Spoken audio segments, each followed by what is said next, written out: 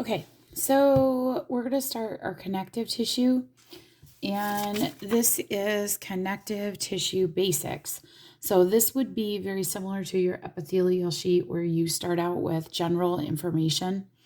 And so the connective tissue, the big thing with connective tissue is that connective tissue has the most extensive job listing. So here we go with our job listing. So we have bind structures.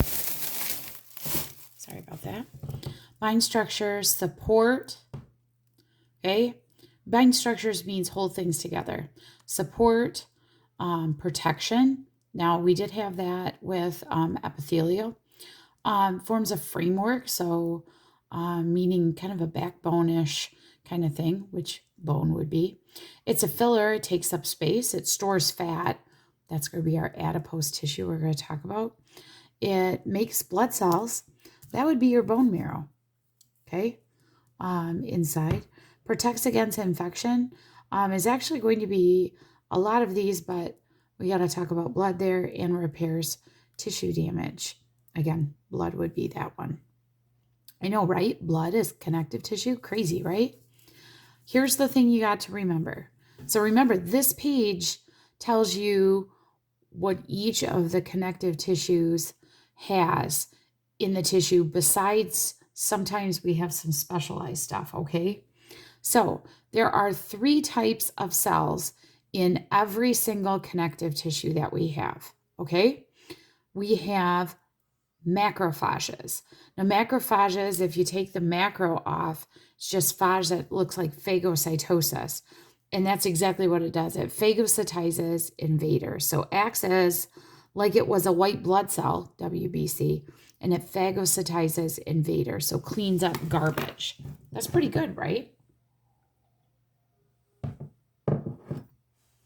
Remember, at any point, in this, you can stop the video, okay? The next one are mast cells. So in every connective tissue, there are mast cells. They're near blood vessels. They release heparin, which actually helps with blood flow into the blood, prevents clotting. Also histamine, and that promotes a reaction. Remember swelling we talked about? So mast cells are in your tissue. And the last one, really important, is the fibroblasts, and this makes the fibers. It secretes a protein to make them. Now, that means that each of these connective tissues also has fibers. So we have a lot going on, okay? So connective, we're forming connections. We're a little bit more extensive than just one cell type, okay? And in fact, this type of tissue, you see cell and then you see filler material. So I refer to a lot of things like the matrix, which is like the other material around it. So here's our 3 fibers. Strongest, collagenous. Okay, they appear white in color. They're the strongest. They're a little flexible, but not great. This is what's going to be making up our ligaments and tendons. So when we get to that, that'll make more sense. Second one, elastic. It's yellowy in color, a little bit more flexible. Think of elastic. This is what is made up. Your vocal cords are made up of elastic tissue. And the last one is reticular. It's very thin network. Not great for strength. I really don't mention these a whole lot, reticular, in our tissues. But it is important. It is one of the fibers. Okay, so the first group of 3 tissues that we're going to talk about, so there's 3, so there should be 1, okay, is just general, general connective tissue. So we have 3 generals, you have 3 types of cartilage, and then we have bone and blood, okay? Those are all the connective tissues. So these are really kind of like the catch-all ones here that don't really fit into a category. So here we go. Here's areolar, also referred to as, oh geez, how would I spell loose correct? Loose connective tissue. Okay. So one of the things that I like on all these pictures, and I'm not sure you have all these pictures because I don't have it in front of me. So let's go through the description. Okay, and then I'll go into this in a little more detail. So the description with this one, there's no definite structure. See how it's just kind of loosey-goosey? Down here, this is one of my favorite pictures. You can see the fibers. But there's lots of space, collagen, and elastic fibers. And it fills spaces and binds. And this is where you have skin to muscle and between muscle to muscle. So stop for a second. We had epidermis, right? Then we have dermis, then subcutaneous. So this is really like epidermis. This is that filler in between. What's special, it has lots of fibroblasts to release fibers. And also, I love talking about Botox. So we'll come back to that in a second. Okay, so let's look at this picture here. So number one, I want you to understand that I'm not having you label this on a test. Okay, so I'm not interested in that. But what I'm doing is I really want to show you how all those items are within this tissue.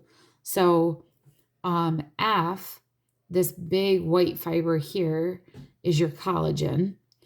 Of course, the yellow is elastic fibers.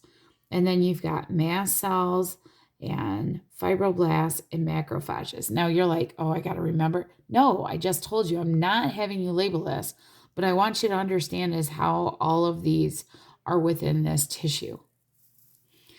Okay, one of my favorite things to talk about with areolar is Botox. And Botox is a botulinum toxin that's released by a bacteria. I'm sorry, I had a brain fart there. It paralyzes muscle, which doesn't, like once the muscle is together, you can't get it to unbind anymore. And it doesn't pull. So what you do is you inject Botox into the muscle. That's the thing. Botox doesn't have to do with the skin, but the results are seen on the skin. So if you have Botox and you inject Botox into the muscle beneath it, the muscle's paralyzed, the skin won't move, because that's what we're trying to prevent, is we're trying to prevent wrinkles. So if I don't have the muscle move, then I don't have wrinkles. So there really isn't, as far as, skin and elasticity is once it's been stretched so far, it is possible it won't go back. So if you don't do Botox, you could get like a facelift or something like that where you tuck the skin back tighter, but still it can stretch over time. You have to really watch. You can get botulism and actually die from it. It can paralyze your diaphragm from like contaminated cans and home canning that's went wrong, where it like is able to brew in those cans in that closed environment. And if you take that in, it could actually kill you. Yeah, so we're taking a toxin and actually willingly injecting it into our bodies. Doesn't sound like such a good idea, huh? But, if you go to a reputable place, they have used botulism or Botox and some other medically needed things like eye twitches and things like that, where you need that, and it's actually worked quite well. All right, our second one is adipose. Adipose is fat. So see all these pockets here? This is all pockets of fat. Kind of looks like a honeycomb, doesn't it? Okay, so as far as on this picture up at the top, these are the fat cells here, and then this is the reticular fiber. So fat's not a great one to do as far as forming connections. It's certainly not strong, but this one is a storage, because this giant white thing right here is all vacuole. Okay, so it's cells that store fat with cytoplasm and they enlarge. So this is all the fat material. They get too large, they divide, they cushion and insulate. Fat is needed between the skin, it's needed behind the eyes, the kidneys, in the joints. Fat in your joints is really important. And the big thing behind fat, which is why childhood obesity is so essential is that once they've multiplied to a certain age, they don't go away. And so that's why we really worry about having, being heavy when you're little. It's harder to lose that weight over time. Um, the struggle is there. So the one way you can get rid of it, you can shrink them, but you can't completely get rid of the fat material. The only way to do that is to get liposuction, which is a really interesting video to watch. And the sound is really awful with liposuction, but that can even be pretty risky. Okay. So that's kind of interesting. So when you look at like Dr. Pimple Popper, and she's done these lipomas, it's this lipid like tumor that she gets out. Okay. And the last one we're going to cover today would be dense regular. Dense regular, these are your ligaments and tendons. Okay, so you have this picture. Here's your fibroblasts, and then everything else is white collagen. Okay, there are certainly still mast cells and macrophages in here, but the majority is all fibers. See this? All fibers running. I like this one a lot too because it shows you the regular, how it's all going in the same line. Description: close together fibers run in the same direction. Their jobs: binding and protection, of course, for ligaments and tendons.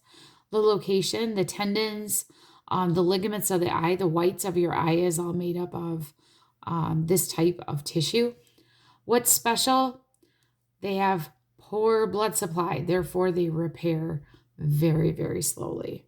Okay, so if you've ever heard it'd be better off for you to break your leg rather than pull a tendon or ligament, that's absolutely correct, because the poor blood supply, it just heals so doggone slowly. Okay, so these are really interesting. The white is what gives the ligaments. Now remember, so just to let you know, if you wanted to write this down, so ligaments are bone to bone, B to B, and tendons are bone to muscle. Okay, so attaching your muscle to the bone, it runs synonymous with the bone. Okay, that's how we keep everything hooked together. All right, friends, thanks.